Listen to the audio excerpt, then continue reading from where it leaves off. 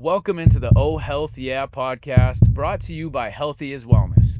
As you all know, our mission is to empower you to take control of your health and elicit a little bit of curiosity in your life when it comes to the world of wellness.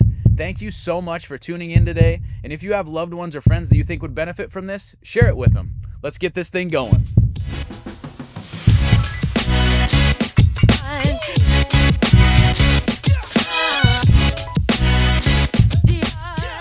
What is up, Healthy is family? We are back with another edition of the Oh Health Yeah podcast.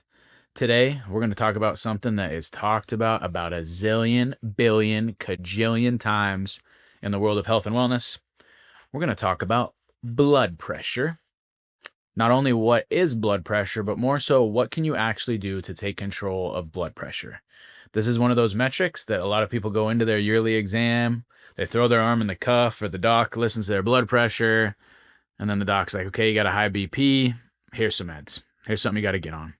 We're not anti-medications in the world, but the biggest thing with us is we want you to feel in control of the trajectory of those metrics. And so we're going to talk about some things that you can actually do to take control of your blood pressure if it is something that's important to you. The way I'm going to start this thing off is by reading our definition of blood pressure. So from a Healthy is Wellness scope, your blood pressure is the force of blood pushing against your arteries. Ensuring your blood pressure is in a healthy range is critical for reducing risk of artery damage, blood clots, heart attack, stroke, osteoporosis, and even sleep apnea. So when we're looking at blood pressure, we're looking at the force of blood pushing against your arteries. And the number that the majority of us hear all the time is 120/80. People say if your blood pressure is 120/80, you're in a good spot. If it's not, if you're a little higher than that, there could be a multitude of reasons behind that. But we're going to talk about if your blood pressure naturally sits higher. Let's say it's 140/80, 150/90, whatever it is, how can you actually bring that number down?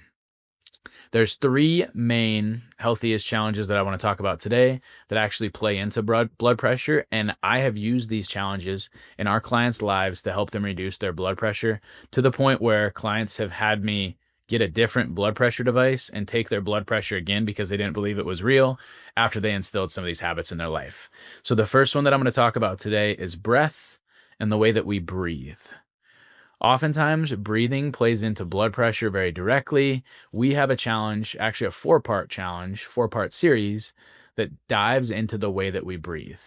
Breath part 1 dives into a thing called nasal breathing. The reason behind that, when you breathe through your nose, your body secretes a thing called nitric oxide. What nitric oxide does is it decreases resting heart rate, cortisol, blood pressure, stress hormones, all of those things. So one of the ways that we like to frame that challenge is, can you breathe through your nose for the first hour of the day to decrease your cortisol, blood pressure, resting heart rate? This is one challenge that I'll pull for people often if their blood pressure is high and it's something that's a concern for them. Hey, for the first hour of your day, can you focus on breathing through your nose?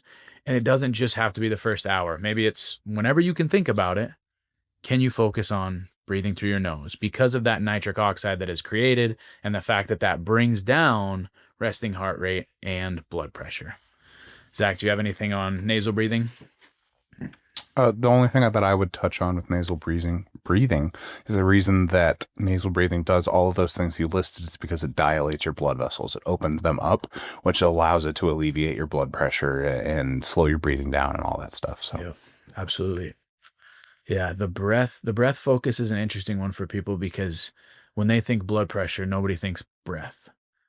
Like when you think blood pressure, you're thinking, oh boy, I'm stressed out, or I'm not eating healthy, or I'm drinking alcohol, or I'm chewing tobacco, or smoking cigarettes.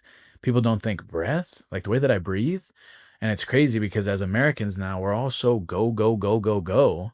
And what we don't realize is we don't take the time to breathe. We're very shallow breathed. I remember Nick, the founder of Healthy Is, one time was doing a presentation for a business and I was there with him, and he had everybody grab a pencil or their pen that they were writing with. He said, grab your pencil like it's a cigarette, put it up to your lips, suck in for 4, hold, and blow it out. And so everybody he said something along the lines of like, is it the cigarette that makes you feel amazing, or is it the fact that this is the first time that you've actually breathed all day? Like, we run around in this stressed out state in our lives, whether it's chasing kids, like working, doing all these things.